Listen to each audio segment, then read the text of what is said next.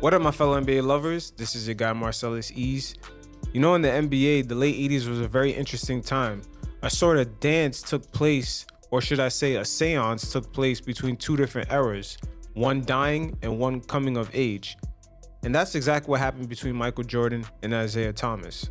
But even through their rivalry, Michael Jordan and Isiah Thomas shared a lot of similarities, as Michael Jordan, of course, was the apple in Chicago's eye as being their mega superstar. But at the same time, Isiah Thomas grew up in the west side of Chicago. And as he came up through the NBA ranks and he won championships in the mid to late 80s, Michael Jordan was still being adored in Chicago instead of him. And that could have created some, a little bit of sentiment. But at the end of the day, both players had to overcome major hurdles and get over their rivals, as Isiah Thomas had to get over the Boston Celtics in order to win a championship. And same thing for Michael Jordan, he had to get over on the Detroit Pistons in order to get to the next level.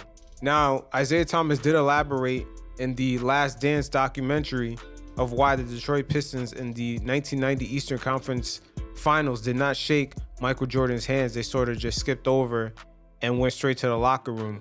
Now remember this, the Boston Celtics, which was Isiah Thomas's rival a couple years prior in the 1988 Eastern Conference Finals, did the same thing.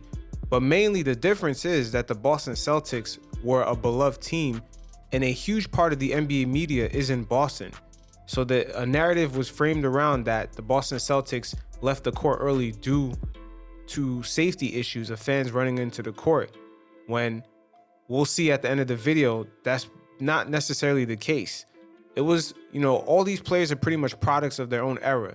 There was a certain ways, players went about things. There still was respect, but there wasn't that much money as there is now in the NBA, and a lot of guys, they were definitely rivals, and they took a lot of these losses to heart.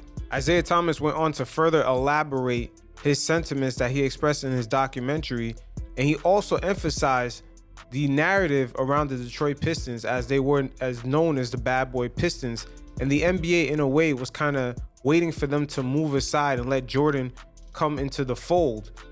And also, the Detroit Pistons were looked at as a small market team. They weren't really represented in the media the same way the Boston or the Lakers were represented. I speak for Detroit, Michigan area on this answer during that period of time. I also speak for our Detroit Piston team as a captain during that particular time, and then I'll speak for Isiah Thomas. So in the context of your question, you said, Jordan after game 3 went on and said that the Pistons were bad for basketball. We were bad people. We didn't earn our championships, and so forth and so on. Well, that didn't sit right with us as the Detroit Pistons basketball team, nor did it sit right with Detroit. Because at that time, and still today, Detroit is looked at as a city that is always looked over, second class, not good enough, so forth and so on. So when he made those comments, not only did he make those comments about us as a basketball team not earning and not being worthy of our 2 championships, but then he was talking about our city not being worthy of and not being recognized and not as good as, a city like a Chicago or New York. Now, as I said before, media representation is very important. Some teams have it a lot better than others. As we can see, even in other professional sports, such as the NFL, we see the Cowboys have a lot of favoritism towards the coverage that they get, even though they barely had any success in the last 20 years. I believe they only won 1 playoff game.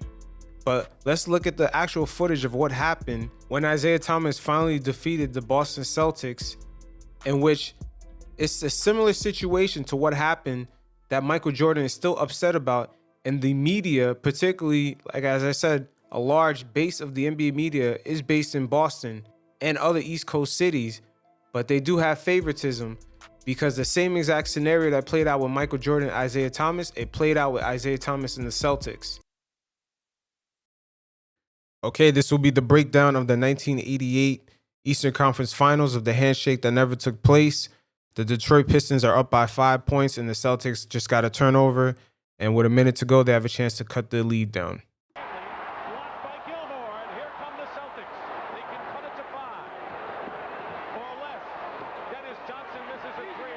Now, right there on the top right, if you notice, the Pistons bench is right there. And right across from them is the exit where both teams normally exit back to the locker rooms.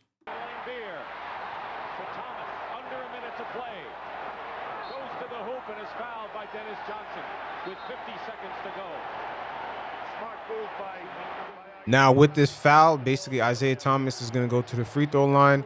For some reason, the Boston Celtics, all their players are going to go to the bench. And even the announcer makes a comment about that with 50 seconds left to go, that they basically waved in the white towel. I'm going to replay it again so you guys can hear that. Anything can happen at this point in the season. There's only 50 seconds more. What the heck? Let the players play it out. The bench is in for Boston. Gilmore lays it in with 40 seconds. So at this point, the Pistons are going to basically follow suit, and their players are also going to head to the bench, if not already when Isiah took the 2 free throws. But the Pistons are only up by 6.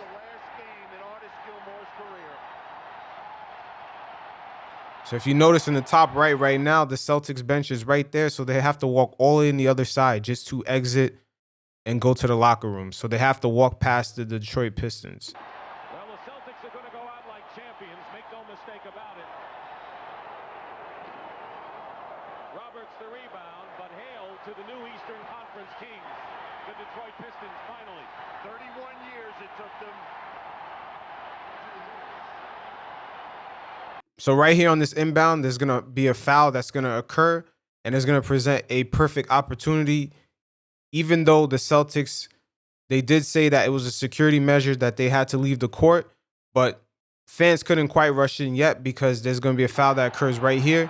And basically, the Celtics did have a chance to shake everybody's hands, but they just walked past the Pistons and went straight on into the locker room. Like I said, Isiah Thomas, Larry Bird, Kevin McHale, all these players, they're product of their era. And when Jordan was rising to the top, it was a crop of just a new player, a new generation. Sort of like how you see in the NBA today. When one team fall, a new generation of players and a new team rises. This is basically what was happening at the end of the 80s. As you can see right now, Larry Bird leading the charge. They're heading straight to the locker room. And Isiah Thomas, at the last second, he catches Kevin McHale trying to leave. And he kind of holds on to him for a bit and acknowledges Kevin McHale. Look how Kevin McHale is walking away. Isiah is basically holding on to him.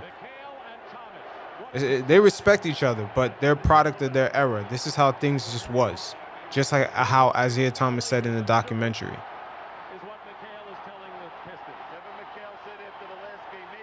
So right now, the free throws, look, the free throws are still happening. There was plenty of time for these guys to basically shake hands. And like I said, the Boston media, which is a big part of the NBA media, of course are going to back up some of these guys.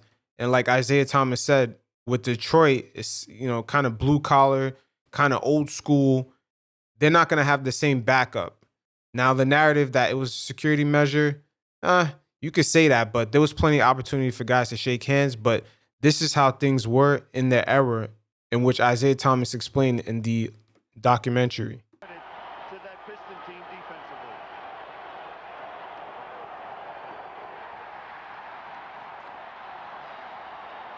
As you can see, all the starters are on the bench, and that was only the first free throw. So there was plenty of time for these guys to shake hands, but it is what it is.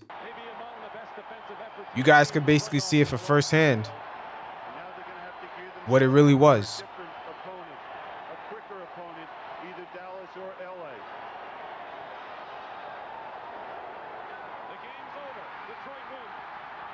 And as you can see now, the crowd rushes onto the court.